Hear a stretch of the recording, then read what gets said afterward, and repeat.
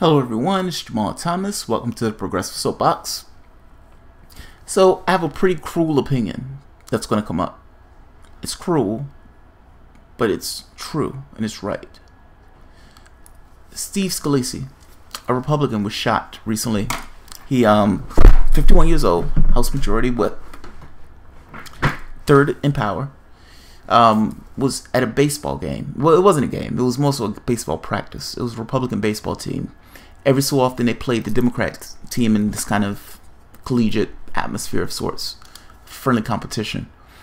In this case, while they were practicing, a gunman comes onto the field with the intention of shooting a Republican, and that's what he did. I think he killed two. He shot Steve in the hip. Steve crawled out to midfield to get away from the bullets.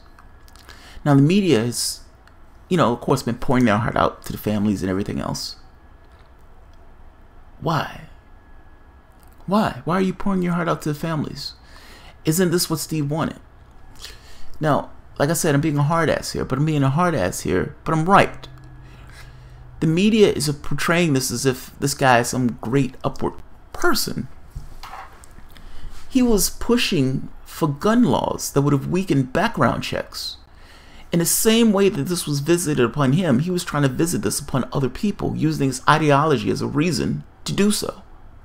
The real world consequences of the things that these people do actually are real world consequences.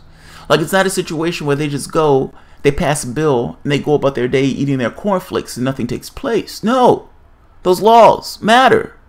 The fact that he was trying to weaken background checks, the fact that he was trying to put in legislation or push through legislation that would have created a situation where a person getting a gun would have been somewhat unknown.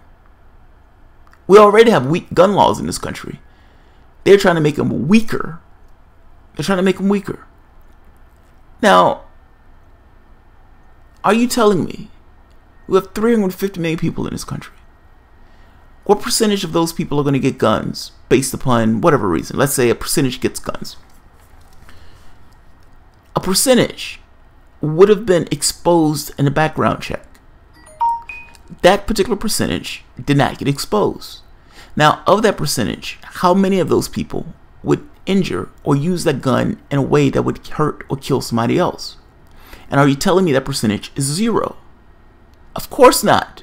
Of course you're going to have unstable people in a country of 350 million.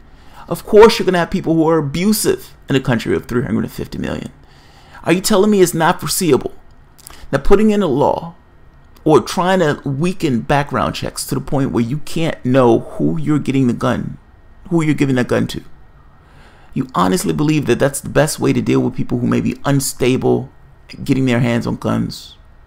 Is that what you're telling me? The guy who shot you, do you believe he's stable? Do you believe he should be holding a gun? Do you believe he should have access to that gun? Or do you believe that shooting you was essentially asserting his Second Amendment right? This is like the ghost of Christmas past revisiting Steve at this point. I understand I'm being somewhat of an asshole here, but I'm making this point that if you're doing something that will adversely affect other people in this country, in this very specific way, it may not necessarily be as dramatic as somebody coming to a baseball game to shoot somebody. It may not be that dramatic. But whether it's somebody getting shot in their car, in the store, in the garden, whatever they're doing, feeding the ducks, eating their cornflakes, whatever they're doing, and they get a bullet, they get shot, they get murdered. Certainly, the Republican Party and Steve had a hand in helping those people, or helping the assaulter or the abuser get their hands on that weapon. You can say all this stuff about protection all you want, but ultimately, the people who are getting their hands on those guns are also perpetrators. And you're making it easy for perpetrators to get their hands on those guns. That's the reality of the situation. That background check may have excluded somebody, or will exclude somebody at some point. And that's true. At some point, it will, just based on percentages. It will exclude somebody. It would work in that sense to stop somebody from getting their hands on guns that don't supposed to have their hands on guns. There may be legal means for the person to do it, but I'm curious about the percentage of people that give up after that first time of not being able to get their hands on it. I'm not saying that I wanted Steve to get shot.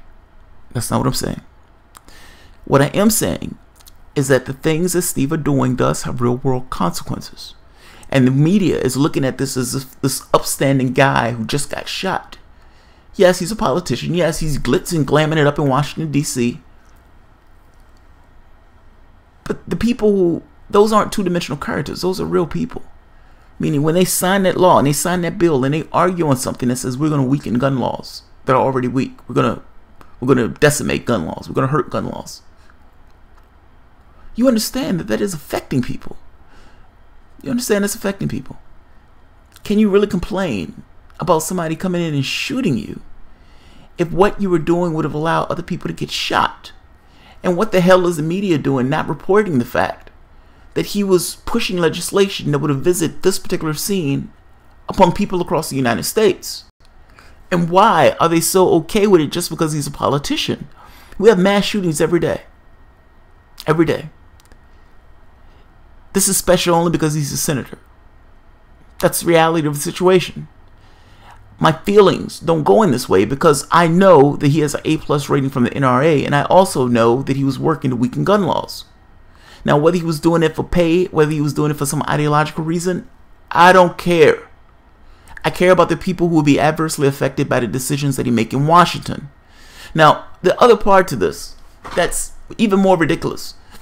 The guy who shot him was a Bernie Sanders supporter.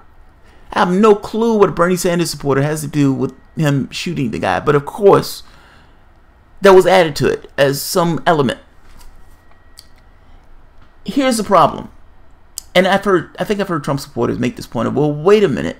Why is the narrative, why do people care about Bernie it being Trump? If it was Trump, why would people care? But they don't necessarily care about Sanders. The Democratic Party is angry right now. They're embarrassed. They're sore. Their candidate, their prized candidate who was supposed to use her vagina and break the glass ceiling, she lost. She got beat up by a reality show host while he at the same time twittered. That's what happened. It's embarrassing. It's immensely embarrassing. That guy who was twittering while he was beating the stuffing out of Hillary Clinton is now president of the United States. And he still twitters. Hillary Clinton has been in the wilderness somewhere and sticks her head out of a hole every so often when she hears somebody about to get shot or murdered by some kind of military action. You can understand that the Democratic Party is somewhat demoralized after this. After all, they got beat by a reality show host. That's pretty damn embarrassing. That's pretty damn embarrassing. So you can understand they're embarrassed by this. Now, in addition to being embarrassed by this, Bernie Sanders is the most popular senator or the most popular politician in Washington in spades. People love the guy to death. They despise the Democratic Party. Despise. We've gone beyond a dislike. We've gone to despise, with a large number of people saying, I despise that party. I want that party to go bust. I'm okay with that party burning to the ground. That's what people are. That's the sentiment that people have towards the Democratic Party, while at the same time loving Sanders. Now, Sanders does get some ire towards him, but that's more so because he's functioning with dumpster fire of a party, Democrats. All of the hate in that sense is related to Democrats, not Sanders, even though he does catch some flack for laundering the image of the Democrats. Now, if you know this, you can see the polls. You can see Sanders is the most popular senator. You know that your candidate, your got beat by a reality show host. You know those things took place. Add to that, Sanders is bashing the Democratic Party, calling them failures, saying they need to change, saying they need to make a choice on who they want to represent.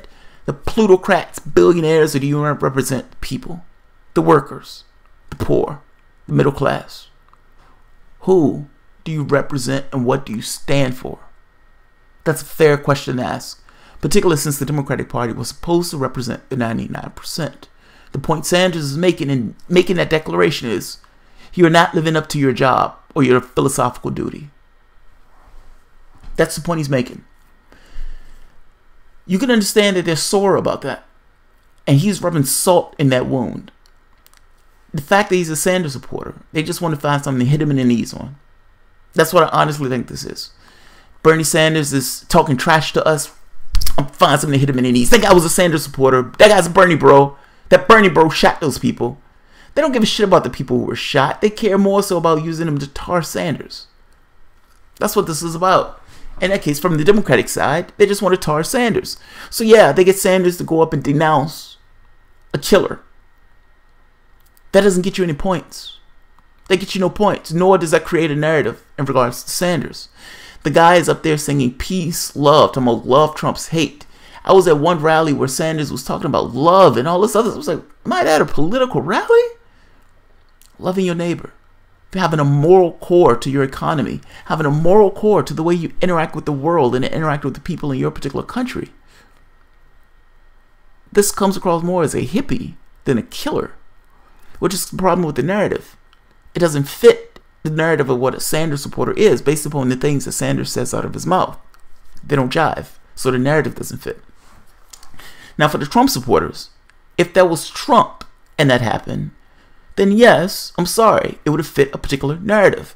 Now whether you believe that narrative is fair or not, certainly you know the narrative exists in regards to how people see Trump. Because people see Trump in a particular way, that automatically cascades down to supporters, because they look at it as you have to at least be okay with that to support the candidate.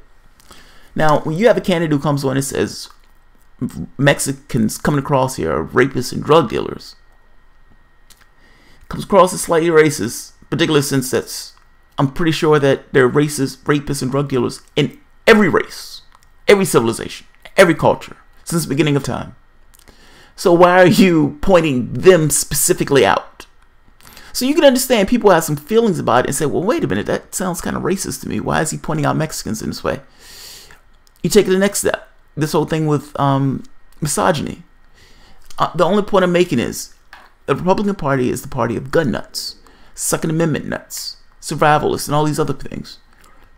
Are you telling me that you don't see how that narrative, the gun nut, that's somewhat xenophobic, that voted for Trump, fits a very specific narrative? Again, whether it's true or not is irrelevant to me right now. I'm making a point that it fits a specific narrative. And because it fits a specific narrative, yes, they could use that to attach to Trump. Yes. That narrative doesn't fit Sanders. So no, in no way. Democrats can bitch about it all they want. They can't use it to hit him in the knees. I don't know if Republicans are trying to use it to hit him in the knees, but it's not going to work. The narrative doesn't fit. So the narrative is not going to fit. It's not going to stick to him. It's like snow stinking on the ground. It needs to be cold surface in order for that snow to stick. Same thing. Same thing. The surface has to be primed. It's primed in the Trump case. It's not primed in the Sanders case. There's nobody who can look at Sanders and hear the things that he's saying and come across as if this guy is violent. This doesn't come across as the opposite. I know this position is cruel. I get it. But if we're going to have the conversation, we need to have it now while it's in play. Not 10, 15 years later. Now. Or not 10 months later. Right now. Right now. Do you believe that people should have background checks? Even if you say, yes, I believe people should be able to have guns. Oh, fair enough. But do you believe they should at least have some kind of background check to know who the hell is getting that gun? I don't think that's crazy. I think that's bare minimum in regards to having some database system of saying, this guy has a history of domestic abuse. We're not giving him a gun. This guy has a history of mental instability. We're not giving him a gun. Steve wanted to get rid of those. Meaning Steve was okay with those people getting a hand on a weapon and potentially visiting the same thing to somebody else that was visited upon him. That's the reality of the situation. And that's the point that I'm making of why I'm somewhat monstrous in this particular opinion. And look, you can call me an asshole, you can call me whatever you want. Ultimately, you know what I'm saying is true. You have 350 million people. Of those 350 million people, what percentage are going to get their hands on a gun? Of that percentage that get their hands on a gun, what percentage of those people are going to be unstable? What percentage would have been caught in a background check or some other check or some other system of determining who's going to get their hand on the weapon? If you're getting rid of those systems, then certainly you realize that the percentage of the people who are going to get their hands on a weapon that may be unstable goes up. Meaning you're visiting this on other people. The media may not see it that way, but the media doesn't see a lot of things in legitimate real world terms. I'm saying the real world term of this is this would have been visited. My wife's calling. I'll call her back. This would have been visited carnage on other people. That's all I'm saying. Chickens came home to roost. The ghost of Christmas past regarded him in a bad way. He firmly believes, probably just what the other people and politicians believe, that what they pass they can just push out, and that at no point are those things going to come back to reverberate, meaning they're not necessarily going to be on the bad end of the things that they do. He was on a bad end of something. He was on a bad end. I'm curious to see what his policy is going to be when he gets out the hospital. I would respect the hell out of him if he comes out the hospital saying that guy was asserting the Second Amendment right and God damn it, we need more guns in this country. We'll see. I'll be stunned, but we'll see. We'll see. Ideology only goes so far. There's a real world scenario to the things that we do. That's a real world scenario that he just encountered. Nothing special about it at all. It happens every day. The fact that it happens every day is astonishingly terrifying. It happens every day. The only special thing is he's a member of Congress. That's it. That's the only thing that's special about it. That should terrify you in and of itself. The normality of this. So, alright guys. If you enjoyed the content, feel free to share, write, subscribe. You can always support the work through Patreon. And look, like I said, you can call me an asshole or whatever else, but engage my argument. Where am I wrong? Where am I wrong? And if I am right, then how can this guy get sympathy if I'm right? Meaning he's doing the same thing to other people. Just because he's wearing a suit doesn't mean he gets a pass. So, I'll leave it at that. Alright guys, have a good one.